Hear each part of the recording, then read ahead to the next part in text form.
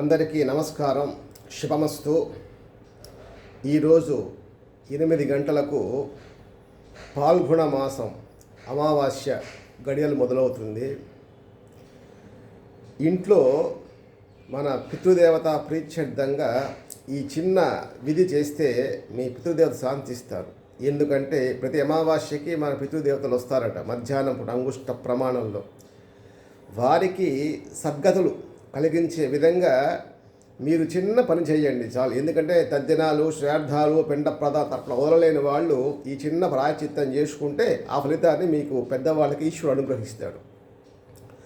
3/4 kilo బియ్యం, 1/2 kilo నవధాన్యాలు, 3 అరటిపండ్లు, 1/4 కిలో బెల్లం, 3 అవిశాఖ కట్టలు ఇవన్నీ తీసుకోండి.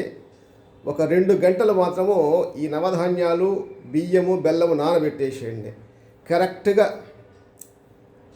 మిట్ట మధ్యాహ్నం సమయంలో అంటే 12 నుంచి 4 లోపల మీరేం చేయాలంటే మా కుటుంబంలో గతించిన మా పెద్దల ప్రీతి కోసంగా, వాళ్ళ ఆత్మశాంతి కోసంగా, వాళ్ళ ఆశీస్సులు మా కుటుంబంలో అందరికీ లభించే విధంగా అనుగ్రహించుగాక అని సంకల్పం చేసుకొని మీకు ఎక్కడైతే ఆవు కనిపిస్తుందో ఆవుకు పెట్టేసి 3 ప్రదక్షిణాలు చేసుకోండి.